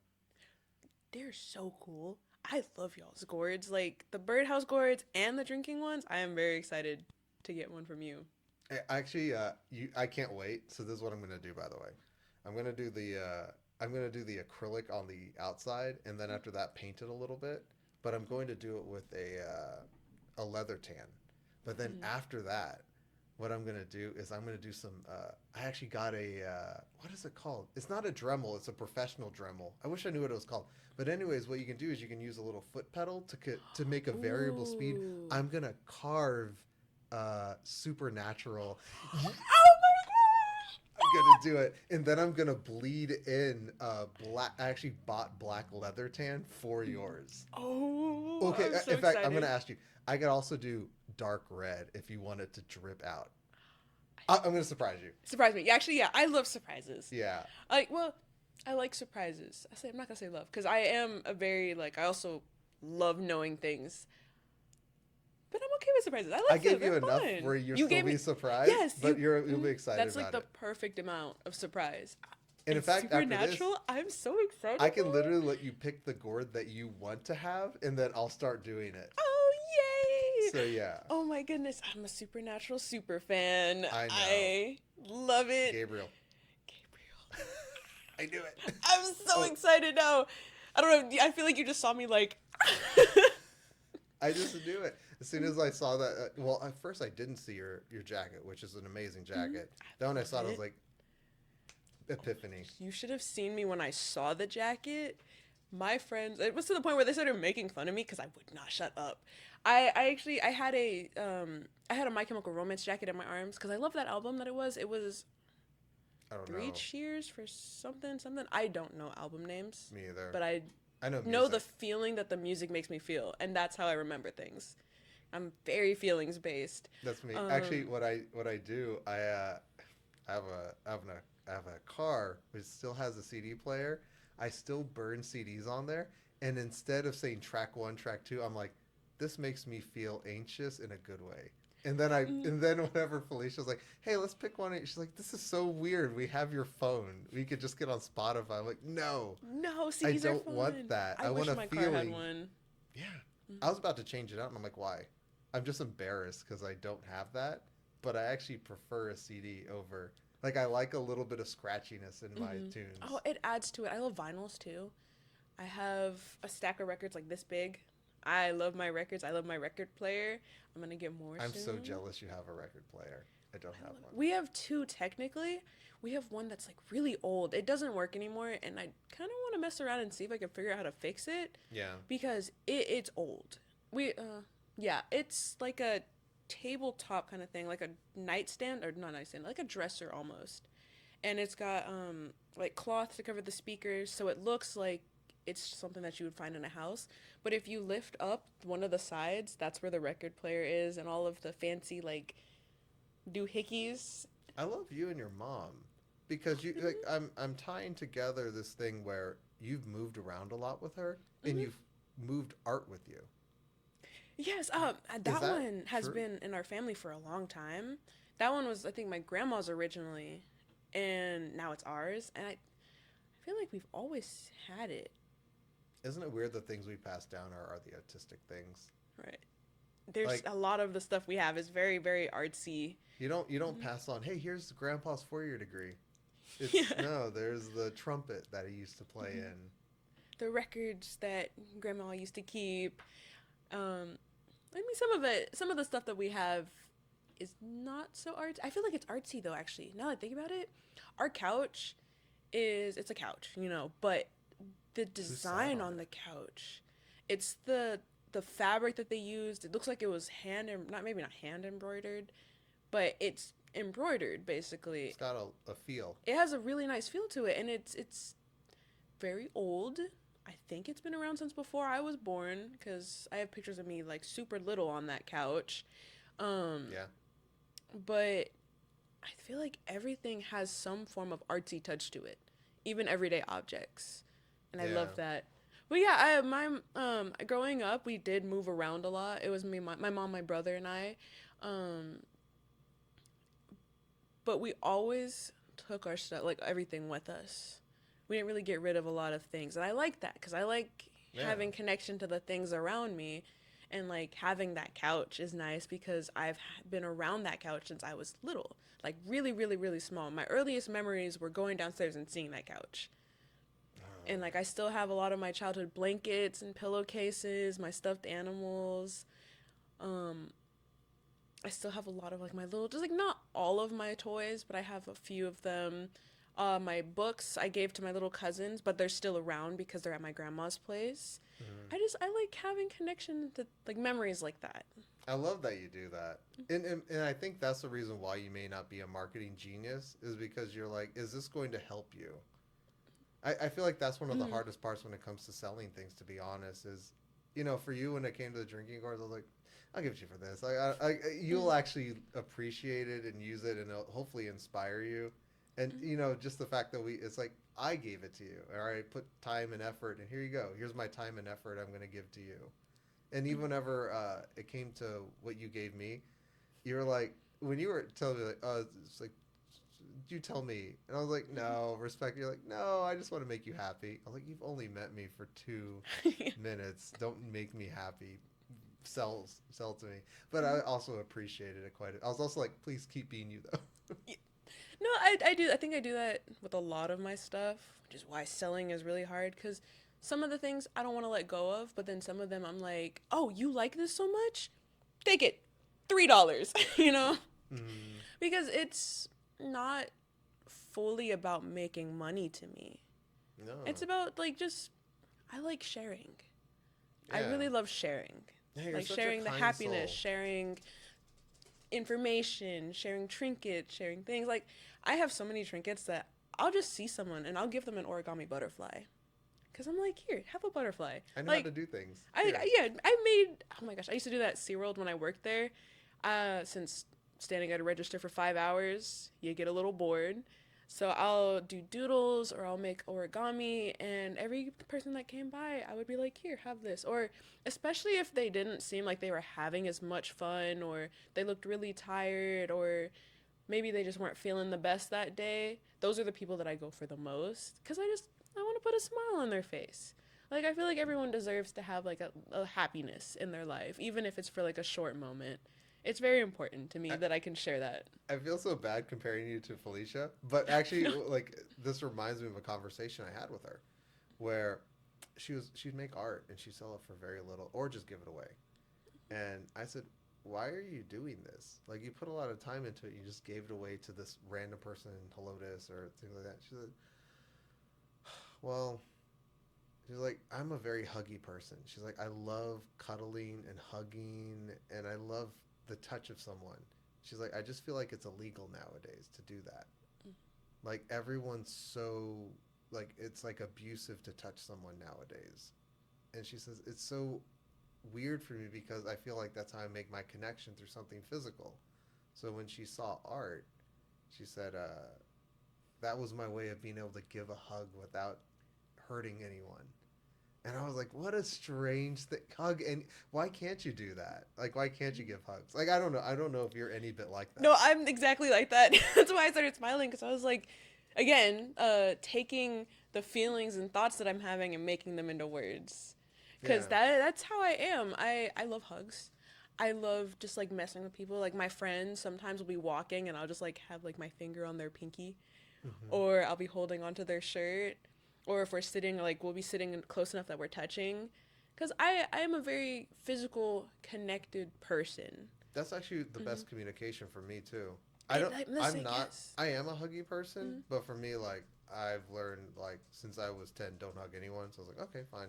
So I was like, just whoever you're really close friends with. But if laws, like if you didn't get in trouble for hugging people, I'd hug everyone I saw. I would too. Just because I Yeah. was like, let's have more love in this world. Like, Hmm. let's please do it. But it was actually one of these things where it's like, oh, art is a way you can like sneak through all the boundaries, and here you get your hug, and now you Hmm. feel cared for. That yeah, that's such a great way of putting it. That is exactly how I see it. Especially with like my little trinkets that I give away, I because love I'm them. like, here, like this is for you. You could take this because I Are care they about you. ceramic ones? Are they? I know that's Anything, origami, but ceramic, paper, literally anything. Whatever I have that I'm doing at that moment, because everything I make, no matter how simple or small, I'm putting a lot of emotion into it. mm-hmm. Like there's something that made me like doing this thing in this exact moment, and so it's like a little hug. Like here, take this.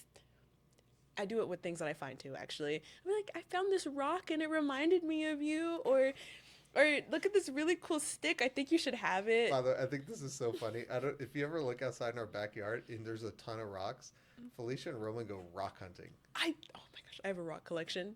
Yep. I love rocks. I love crystals. I actually found quartz recently Yeah. in a rock. I need to show you. I have a giant quartz rock out there. It's actually a Oh, boulder of quartz.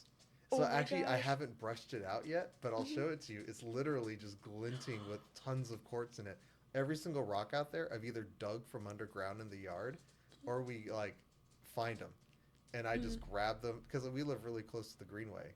So once in a while, I see a rock, I'm like, first of all, like Forever's like, that's mine, and I'm like, cool, you're working out because he's strong because he just picks up rocks all the time, and he thinks they're the coolest things. Oh, I But love also that. Felicia, he's so cute. She's like, she was finding little fossils, And she's like, this is a snail fossil one. And she'll bring it home and do stuff like that. In fact, one thing I'm going to do for her for Christmas. Oh, wait. I'm not going to tell you because she might listen to this It's true. afterwards. Yes. But yeah, I have a really good idea of her.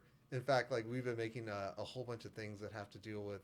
I'm trying to do something that's a bit ceramic and painting. So I want to ask you. I want to. Does that work well? Have you? Because Mhm. you do artwork. Have you ever been able to put ceramic with canvas? We actually have someone in the studio that's done that.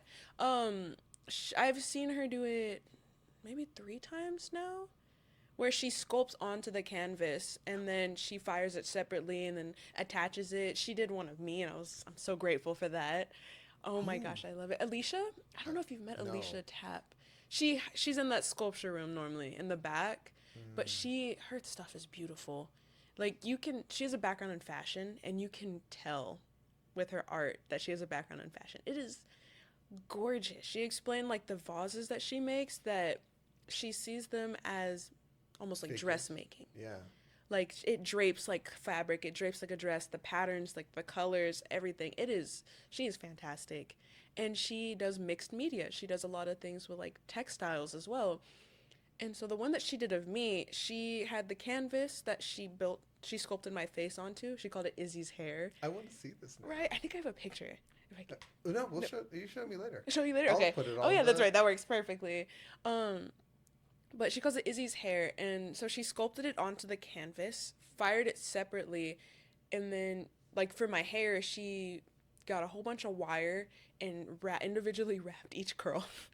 She did a lot of work. I think she said 300 feet of wire. It's a lot.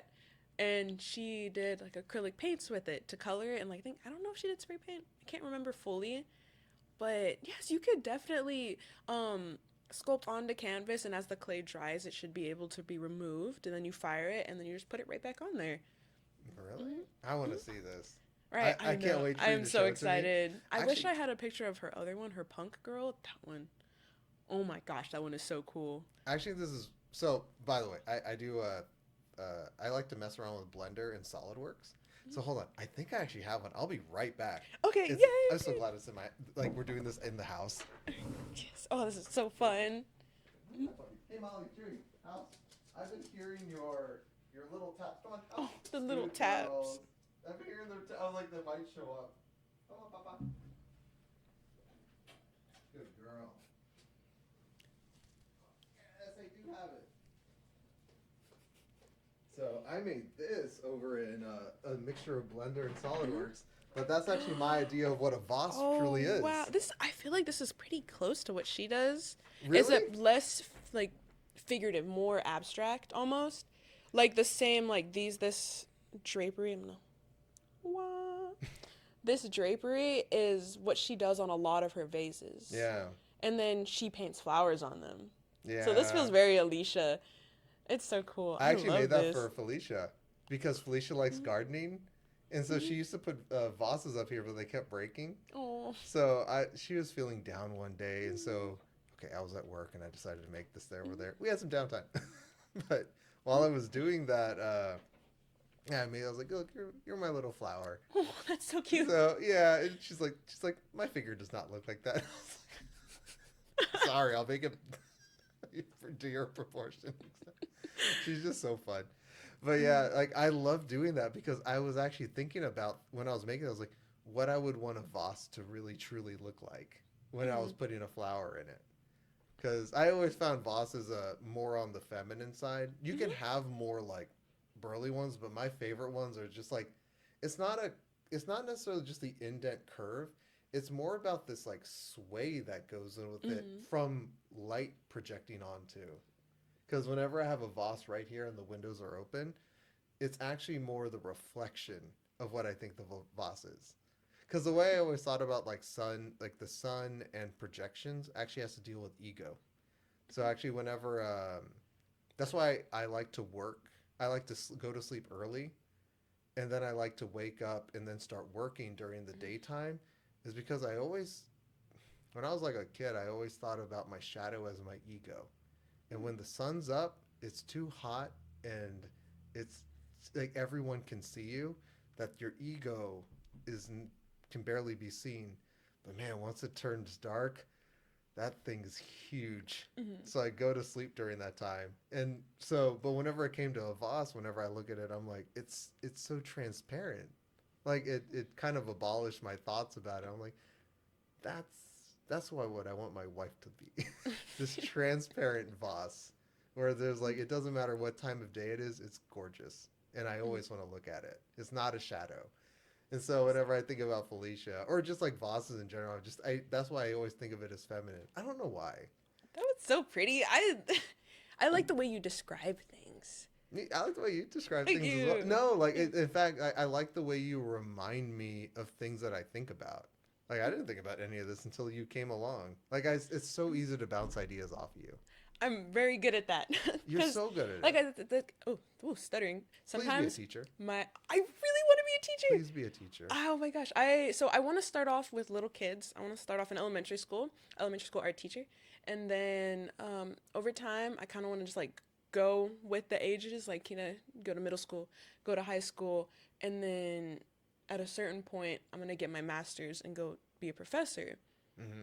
Because I want to experience like But please all take of a it. break. Like Oh, don't go straight for it. no, yeah, definitely taking a break, but I'm so excited. I'm so excited to Can, share and can't and you to get a grow. cert after to teach? After, Hmm. would you do private or would you do public? Ooh, part of me wants to do public just because like It's needed there. it's needed. You're needed there. It's like thinking about how my teachers have supported me and how they have helped me get through school, like get through a lot of things. I want to be that person for these kids that may not have like the nurture or just the kids that may need it. I just want to kind of help support and grow them as people, like show Mm. them that it's okay to be who you are and like what you think, just do it. Just like be you, and I'm here to support you. Just And I things think like you that. would. The thing is, I could see people come up to you, and you'd be a little scatterbrained, but in a way where they're like, "Oh, you can be that as an adult. It's fine." Yeah, it's nothing's wrong with being scatterbrained. No, I that love Felicia's it. very scatterbrained. That's what I love about her the most. I feel like artists are scatterbrained because we have ideas and different things that we're perceiving and pulling from the world and turning into references. So we're always going to be scatterbrained. We've always got different stimuli coming in. Yeah, and in fact, one of the things there's two ways I think about that sometimes. Where it's a first of all, I've come to realize is now that I've seen Felicia around Roman is that a good mother is scatterbrained. It's a positive, not a negative. Like you don't want to be focused. In fact, I need to be less focused around him. But at the same time, maybe I don't. I don't know. It's hard. It's a balance. But I think balance is very, very important. she beats me though. Like he's like, oh my god, my scatterbrained mom. Yes, I can like manipulate you and make you go ah, and then you're like, he feels so safe around her, and I love that like unconditional love almost that comes from scatterbrainedness. But besides that, I always thought of an artist like one reason why I liked Felicia when it came to her talking about being an engineer is she says like that's like top tier artist. Like there's this initial part where you're like finding your passion and what you're good at, but then at some point in an art career, it's almost like I used to think of it as sad, not anymore. I think of it more circular. How do you make money off of this? What does the world Mm-hmm. need? Because like it's one of those strange things where like look outward and you will figure it out. But there's a strange thing when it comes to art, or if you know math really well and you know logic really well, you can actually find stuff outwards, inwards. And I feel like that's what you'd be so good at. I just think if you got to the point where you're more analytical, though I may be wrong, like I haven't seen enough of your technical work, but if you get to that point, I think you'll just blow past so much if you want to make money. I do, like especially in this economy, I do want to make money, but I also want to be happy. And you I have to I kind of choose. I tie them together. Like it's as an artist, it's hard to make a lot of money while also still loving your craft. Hmm. And so just finding that balance is so important. It's a little difficult. I'm getting there, especially with like the scatter and the analytical. I've noticed that I am becoming more analytical. Hmm. It's just trying to balance it to where I can do these analytical things and make money, but I'm still happy with my craft, which is why I like working at Roadrunner, because I can still make money doing something I love, and then on the side do all of my art that is like different vibes every single time. Like I haven't made the same pair of earrings twice. And I love that about you. It's like I started Everyone's with the unique. aliens, and now I'm doing paper airplanes. I don't remember what happened between that. Oh, I was just doing like little weird shapes and styles. My favorite are the hearts with like eyes on them. I love Yeah. eyes. Um, but just like I'm also taking what I'm learning from markets, what's selling, and I will remake those things because I do like remaking things that I like. Have you And ever? so, Oh, sorry. yeah. Keep on. No, that's pretty much it. That was like kind of the end of the thought. So I have an idea, Mm-hmm. great idea that I was thinking of when I was interviewing this other person who was doing abstract large paint art. He was talking to me about how he makes stuff. He says none of them are the exact same thing, but they all have a thing that is a theme. Mm-hmm. But I said, but he fits all of his themes into one canvas. But then I had another person who was working. He actually has some paintings over at Helotus Art Gallery. Ooh. Well, actually, he's like one of the owners of it. Is this guy, brilliant guy, Don Darst. And when it comes to art, I love how meticulous he is and how much thought he puts into it. Though I don't think he'll ever admit it. But I know he puts so much thought into it. But anyways, one thing he was talking to Felicia about was making sets of 2 or 4 to make things where you can. She does canvases, so 1, 2, 3, 4, and make it a little bit like close so they can buy them in sets. Mm-hmm. But she said, why don't I just put it all in one? Or I don't want to do that. Or like if I put all 4 of them, but one of them sells, and there's 3 left, like how do I make this work? So I wasn't racking my brain about it. It just appeared to me, and I think we're going to try it. It's this thing I've invented, or it's already out there and I haven't found it yet. It's called fractal artwork or fractal theme work. And the way I think of it is like she wanted to. We have this salvia growing, this flower growing in the backyard, and so she wanted to make this painting that's there. And then after that, make another painting here that has like a lizard or a hummingbird on it. Then over here, another one that has finches. And then down here, some ants and a frog and a turtle or something. Mm-hmm. But I was like, but the fractal theme is actually the fence. Something boring, or not boring, just something that is the background naturally. So let's say you sell the hummingbird here, just put in a new bird. You're doing the fence, and it's not the big great ideas, but when you come up with those, you can just fit a fence behind it. And I was wondering if that would help you out in terms of you not doing the same thing or not wanting to, but having this basic background like scaffolding you can keep on adding to.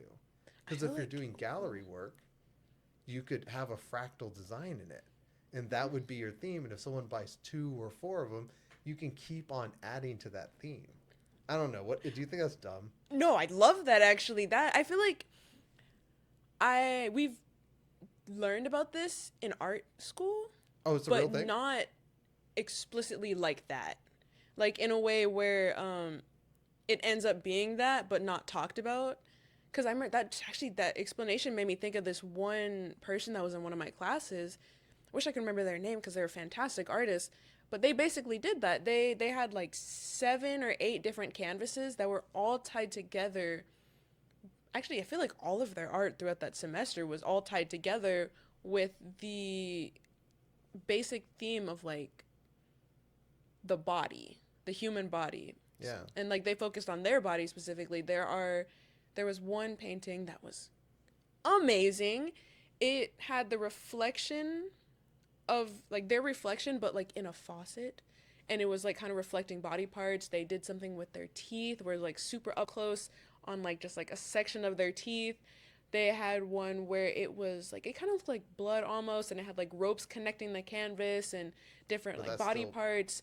It was still connected. It was like the nervous system was like the ropes connecting all of the different body parts. It was the underlying theme was there always throughout their art, but yeah. everything was different.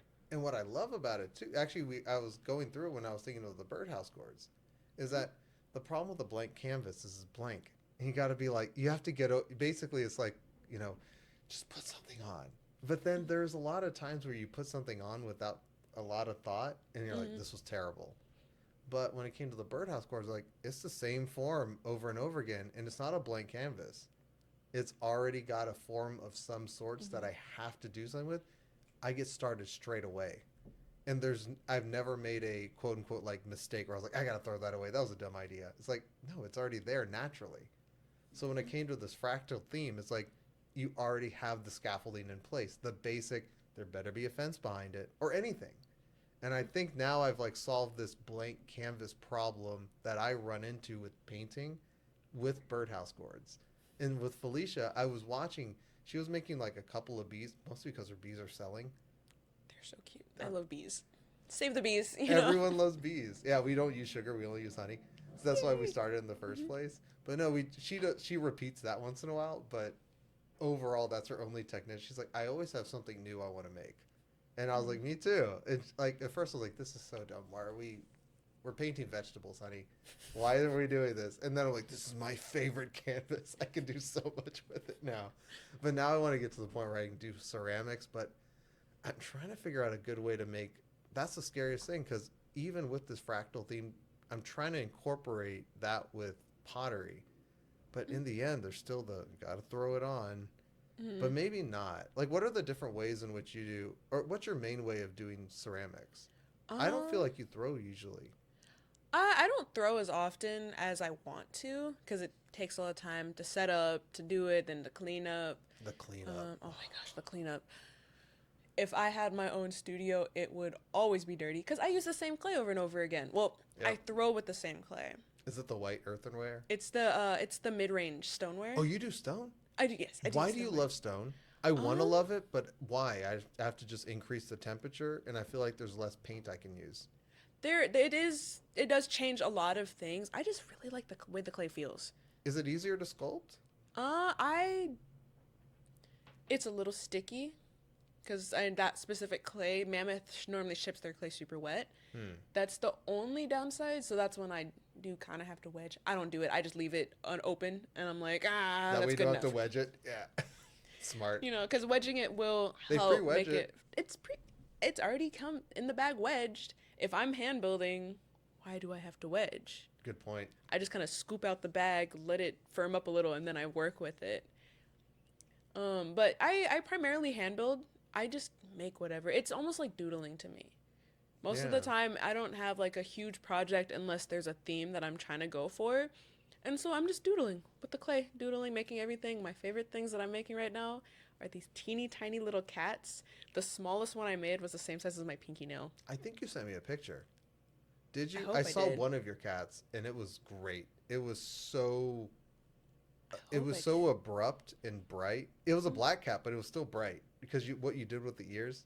Well, maybe? I'll definitely Like, post it up later. okay. Because I was like, I can't remember what I sent. I kind of like selected a bunch of random art things. I was like, oh, I like that one. Oh, that one's cool. Oh, I did this one back at this time and blah, blah, blah, blah. And that's how I pick my things to show people. One thing I wish I sent you was this waterfall that I made. It's not actual water, but our project was lights, and so the water is like the lights, the fairy lights flickering down. But that thing Hmm. is huge, and it was one of my most ambitious projects. I want to fix it up because I did use plaster, and plaster's not the strongest. Mm-mm. So chunks are falling off, but it's okay. I'll fix it later. Um, Oh, it's now I'm excited. about the same height as me. I used oven baked clay, or no, I think I used air dry clay because this was before I got into ceramics to make these like mushrooms. Like I painted with acrylic paint, put different colored lights underneath them so that they flicker and glow like an alien planet almost. I love it. That I'm so one excited you is like doing so lights. cool. I Cause love so I'm a lights. circuit board designer. I Hmm. was planning on making my own circuit boards with LEDs because like Hmm. I think that's what we're gonna do with our art next year. I'm perfecting Hmm. what I'm currently doing. Well, when you said that, I was like, oh, Lights are so fun to work with, so fun. especially if they're colored. Colored, and you can have some sort of transparency with your Hmm. art. It just pops it up. I don't care if it's cheating. I love it. I'll cheat all day long. Oh, that makes me think of this like I had a little phase where I was doing those drawings where you did different colored pencil drawings, and then if you changed the light that you were under, it would show different drawings. That's amazing.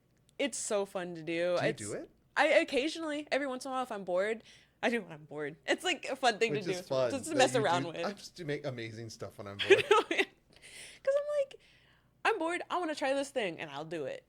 And so the first time I did it, I actually didn't even have the lights to check and make sure I was doing it correctly. I just took a picture and I like changed the colors to see. I was like, okay, is it showing? Oh, it's working. Oh, I want to see this now. I'll have to see if I could find it. I don't know if I have a good picture of it, but I did like edit like colors onto it so you could see the drawings. It was because I found a picture of this girl on Pinterest and I found three of them and I was like, it'd be kind of cool if I did different colors because the posture was similar, the face lined up similar, and I was like, let me see if I can overlap these in a way that it'll show both. Hmm. And so I did two out of the three because I only had two colors, but it actually worked and it was really cool. And I kind of want to try it with painting. Now I can't wait to see this. I have also seen people do like very like trippy paintings where they do like different colors and different spirals, and then they set their LEDs to like a strobe light where it switches, or like the gradient where it switches like smoothly, and it just like makes the whole painting move. It adds a Now I movement want to to see it. that. It's really cool. If I'll find something and send it to you and definitely show you because it's really really cool. I love mixing. I love mixed media. Yeah, Mixed media. that's actually what I Mhm. am. I don't want to say I'm anything at all because why would I limit myself? At this Mhm. point, like it's 2025. Yeah, Do like anything you want. exactly. I love being mixed media. I like because I don't like sticking to one thing. I'm scatterbrained. I have so many things that I like doing, and I want to do them all. So I do it, and then I add other things. Like I also crochet. Um, You do crochet, I do. sewing. So oh yeah, I'm everything. Hair. I used to do nails. I'm so excited to Makeup. see what you do like in this coming year because you know we're Mhm. gonna keep in touch Yes, because I absolutely. cannot wait. And in Mhm. fact, can you please tell me what's the next? Like, let's say someone listened to this cast. Where would your next gallery? Like, where do you Mhm. show art? Where do you sell art? So I sell art at Second Saturdays. Shout out to Golden Rose. I love being there. I sell in the third space room, which is like kind of in the back Is area. that where Jesus is? Mhm. Oh, okay, yeah. Oh yeah, I was no there. yeah. No, no, Um, yeah, great. they let me partake in their little market space, and like I'll apply to do their galleries as well. So I'll be doing their next one, not this one. That's actually they have one tonight. They do. I'm going to it. Um, I want to go. I'm not sure if I You can, have but things to do. I do You're a have. busy person. I'm a very very busy That's what I love person. about you. I love busy people. I and I like being busy because I feel like I'm busy in a way that I always have something to do, but I still have time to like relax with myself or do the things I want to do or go be with my friends.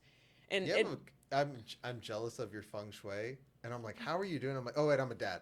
I get it now. no, yeah. It's not about me anymore. But no, No, yeah. and speaking of that though, besides the Golden Rose, which Oh, that's right. Sorry. that's great. Where else do you sell? First Fridays. My group and I we do pop-ups. We're not always there, but we're starting to get better at advertising on Instagram like, "Hey, we're going to have this gallery coming up."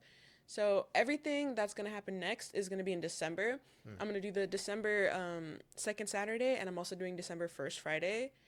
I don't think we have an overall theme. We can just make whatever we want for this one, which I'm very excited Nice. for. That's where you shine. Right.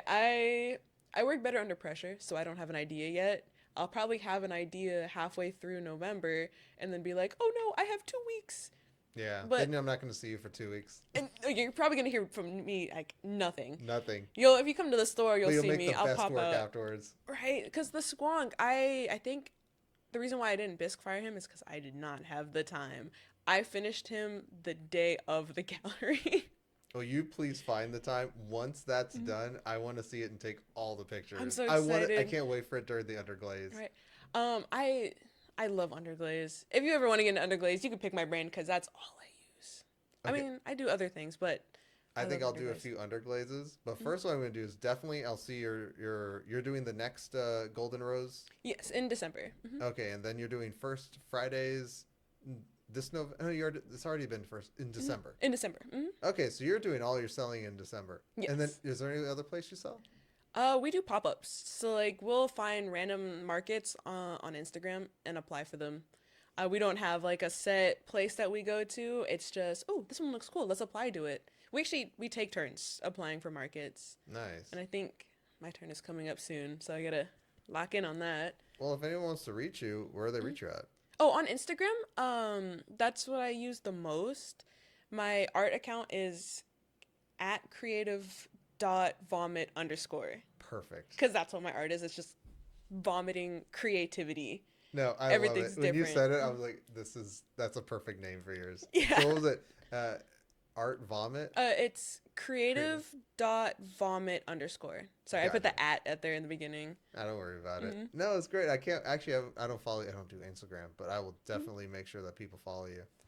Thank you. I could like send you a little screenshot of it or something. Yeah. I need to get better at posting because I do Instagram just more for the social aspect. I use it to keep in contact with like some of my friends who like I don't share phone numbers with. Because I think I send my phone number to like specific people, and then most of the other people are Instagram.